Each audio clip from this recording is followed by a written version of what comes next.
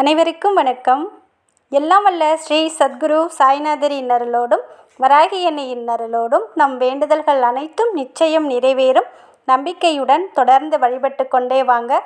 இன்றைய பதிவு மிகவும் முக்கியமான பதிவுங்க. இந்த ஒரு நாள் வருடத்தில் ஒரே ஒரு முறை வரக்கூடிய அற்புதமான நாள்ங்க. அதாவது நம்ம வாழ்க்கைக்கு தேவையான செல்வ செழிப்பு, நிம்மதி, மகிழ்ச்சி, தன தானியம் அனைத்தும் தரக்கூடிய அற்புதமான நாள். இன்னைக்கு பார்த்தீங்கன்னா ராதா அஷ்டமி. அதாவது மகாலட்சுமி தாயாருடைய ஒரு அவதாரம் தான் இந்த ராதா. இந்த ராதா பிறந்த அந்த நாளை தான் ராதா அஷ்டமி அப்படின்னு சொல்லப்படுது. இது புதன்கிழமையில் வந்திருக்கிறது. ரொம்ப ரொம்ப சிறந்த பலனை தரக்கூடியது. அதாவது புதன்கிழமை பார்த்திங்கன்னா மகாவிஷ்ணுக்கு உகந்த நாள். இன்றைய நாளில் ராதா அஷ்டமியும் வந்திருக்கிறது. கூடுதல் சிறப்பான ஒரு விஷயம். இந்த நாளை எக்காரணத்தை கொண்டும் தவற விட்டுடாதீங்க. அதாவது உங்கள் வாழ்க்கையில் நீங்கள் எந்த ஒரு கஷ்டமும் இல்லாமல் நிம்மதியாக வாழணும், குடும்பத்தில் எந்த பிரச்சனையும் இல்லாமல் கணவன் மனைவி ஒற்றுமையோட சகல செல்வத்தோட வாழணும் அப்படின்னு நினச்சிங்கன்னா இந்த ஒரு வழிபாடை பண்ணுங்க. வழிபாடுனா எதுவுமே கிடையாதுங்க. சின்னதாக ஒரே ஒரு தாந்திரிக பரிகாரம் தான். அதாவது செல்வத்தை நம்மளை நோக்கி வர வைக்கக்கூடிய ஒரு தாந்திரிக பரிகாரத்தை தான் இன்றைக்கி பார்க்க போகிறோம். இதற்கு நமக்கு தேவைப்படுறது நம்ம வீட்டில் இருக்கக்கூடிய பொருட்கள் மட்டும் இருந்தால் போதுங்க. அதாவது இது பார்த்திங்கன்னா உங்கள் வாழ்க்கையில் இருக்கிற வறுமையை நீக்கி செல்வ நிலையை அதிகப்படுத்தி தரக்கூடிய அற்புதமான ஒரு பரிகாரம். அது என்ன அப்படின்னு நம்ம பார்க்க போகிறதுக்கு முன்னாடி இது வரைக்கும் நம்ம சேனலை நீங்கள் சப்ஸ்கிரைப் பண்ணலைன்னா பண்ணிக்கோங்கம்மா. அப்படியே பக்கத்தில் இருக்கிற பெல்லைக்கானை கிளிக் பண்ணுங்கள். என்னோட பதிவுகள் உங்களுக்கு பலனுள்ளதாக இருந்துச்சுன்னா ஒரு லைக் கொடுங்கம்மா.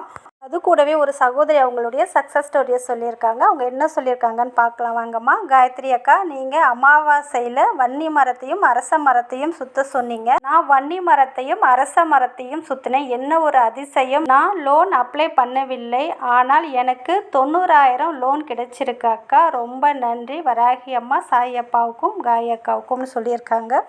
மிக்க மகிழ்ச்சிங்கம்மா, வாழ்த்துக்கள். அமாவாசை என்று வன்னி மரம், அரச மரம், அதே போல் வாழை மரம் கிடைச்சாலும் அதை அன்றைய தினத்தில் நான் சொல்லக்கூடிய முறையில் சுற்றி வழிபடும்போது உங்கள் வாழ்க்கையில் அதிசயம் நடக்கும், நீங்கள் கேட்டது கிடைக்கும் அப்படின்னு சொல்லியிருந்தேன். அந்த சகோதரிக்கு கேட்காமலே 90,000 லோன் கிடைச்சிருக்கு அப்படின்னு சொல்லியிருக்காங்க. இதெல்லாம் உண்மைதாங்கம்மா. நீங்கள் நம்பிக்கையோடு எந்த வழிபாடு பரிகாரம் எது பண்ணாலும் கண்டிப்பாக அது உங்களுக்கு பலன் கொடுக்காம போகாது. அதே போல் தான் இன்றைக்கி சொல்லக்கூடிய இந்த ஒரு விஷயத்தை இன்றைய நாள் நீங்கள் ஃபாலோ பண்ணும்போது நிச்சயமாக 4 திசைகளில் இருந்தும் செல்வம் உங்களை தேடி வரும். மகாலட்சுமி கடாட்சம் ஏற்படும்.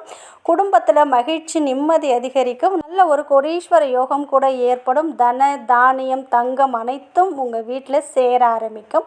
அதனால் இந்த வழிபாடை பண்ணுங்கள். இதுக்கு உங்களுக்கு ₹1 கூட செலவு கிடையாது. ஒரு ₹16 தான் செலவாகும் உங்களுக்கு.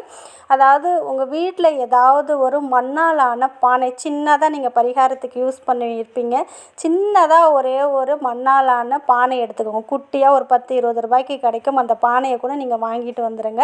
சப்போஸ் இப்போ வெளியிலலாம் போக முடியல, எங்கள் வீட்டில் இருக்கிற பித்தளை பானை சின்னதாக இருக்குது, அதில் யூஸ் பண்ணலாமா அப்படின்னு கேட்டிங்கன்னா தாராளமாக பண்ணலாம். மண் பானை ரொம்ப நல்லது. கிடைக்காத பட்சத்தில் உங்களுக்கு சில்வரை யூஸ் பண்ணாமல் பித்தளையில் இருக்கும், இல்லை செம்பில் இருக்கிற குட்டியாக இருக்கிற ஒரு பானையோ கிண்ணமோ எடுத்துக்கோங்க. அதை நீங்கள் நல்லா சுத்தமாக வாஷ் பண்ணிவிட்டு அது மேலே மஞ்சள் பூசிக்கோங்க.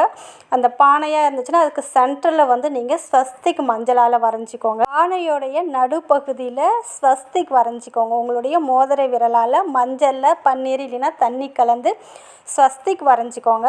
அப்படி வரைஞ்சிட்டு அந்த பானை முழுக்க நீங்கள் என்ன பண்ணணுன்னா பச்சரிசியை நிரப்பணும். ஒரு சின்ன பானை தானே, கண்டிப்பாக நீங்கள் அது முழுக்க பச்சரிசி நிரப்ப முடியும். நீங்கள் எடுக்கிற பச்சரிசி வண்டாக இருக்கக்கூடாது, வீணாக போனதாக இருக்கக்கூடாது, ஃப்ரெஷ்ஷாக இருக்கணும், நல்ல சுத்தமானதாக இருக்கணும். அப்படிப்பட்ட நல்ல பச்சரிசியை அந்த பானையில் நிரப்பிடுங்க. அதில் பார்த்தீங்கன்னா 5 ஏலக்காய் வைங்க. 16 ஏலக்காய் வச்சா ரொம்ப ரொம்ப விசேஷம். இருந்தால் வைங்க, இல்லாத பட்சத்தில் 5 ஏலக்காய் வைங்க. 16 ₹1 காயின், ₹1 இருக்குது பாருங்கள், அதுபோல் 16 காயினை அந்த பச்சரிசியில் வச்சுக்கோங்க. அதாவது பச்சரிசியை கொஞ்சம் எடுத்துகிட்டு இந்த ஏலக்காயும் காசையும் வச்சு பச்சரிசியால் மூடிடுங்க. இப்படி மூடிட்டு அதுக்கு மேலேயும் மஞ்சள் இல்லைன்னா குங்குமத்தால் ஸ்வஸ்திக் வரைஞ்சிக்கோங்க.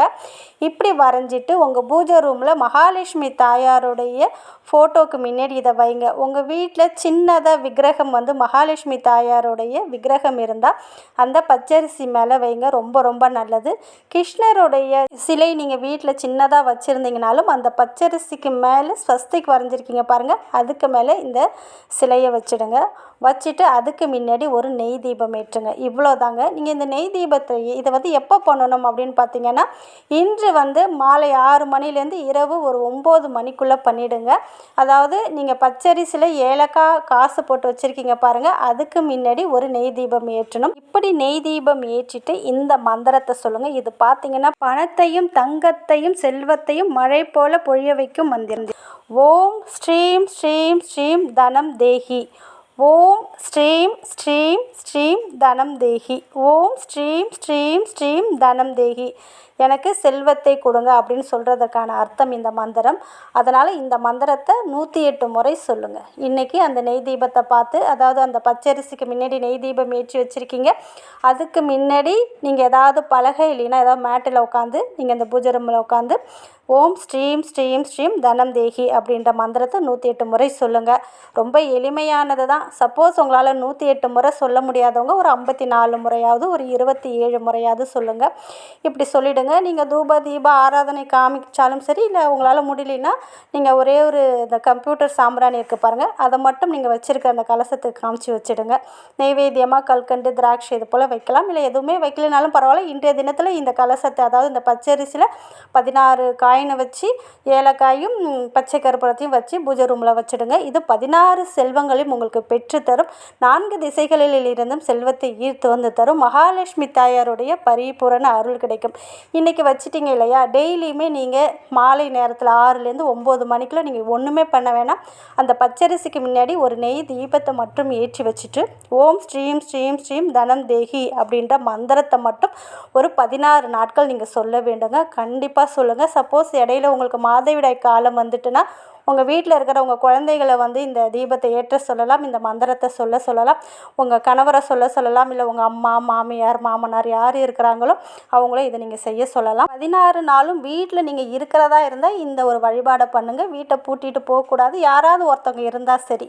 வீட்டை முழுவதும் பூட்டிட்டு ஒரு நாள் 2 நாள் கழித்து வர மாதிரி இருந்தால் இதை பண்ண வேணாம். 16 நாட்களும் அந்த பச்சரிசிக்கிட்ட இந்த நெய் தீபம் இருக்க வேண்டும். நெய் தீபம் ஏற்ற வேண்டும். இந்த மந்திரத்தை சொல்ல வேண்டும். 16ஆவது நாள் நீங்கள் வந்து நெய் தீபம் ஏற்றிட்டீங்க. நீங்கள் இந்த மந்திரத்தை சொல்லி முடித்ததுக்கப்புறம் இரவு தூங்க போகிறதுக்கு முன்னாடி ஒரு பச்சை கலர் துணியில் அந்த பச்சரிசி, 16 ரூபாய் காயின், இந்த ஏலக்காய், அந்த பச்சை கற்பூரத்தை மூட்டையாக கட்டி பணம், காசு, நகைலாம் வைக்கிறீங்களா, பணப்பெட்டி அதில் வைங்க. இல்லை கல்லாப்பெட்டியில் வைக்கும்போது நல்ல ஒரு மாற்றத்தை பார்ப்பீங்க. 1 மாதம் கழித்து அந்த பச்சரிசியை வந்து நீங்கள் சமையலுக்கு யூஸ் பண்ணிக்கலாம். அந்த 11 ரூபாய் காயின், அந்த ஏலக்காய், பச்சை கற்பூரம் இது வந்து உங்களுடைய பணம் வைக்கிற இடத்துல இருக்கலாம். அதை தூக்கி போடணும்னு அவசியம் கிடையாது. இது உங்களிடம் இருக்கும்போது செல்வமும் பணமும் வந்து சேர்ந்து கொண்டே இருக்கும். அதனால் இதை நம்பிக்கையோடு செய்யுங்கள். நிச்சயம் நல்லதே நடக்கும். நன்றி.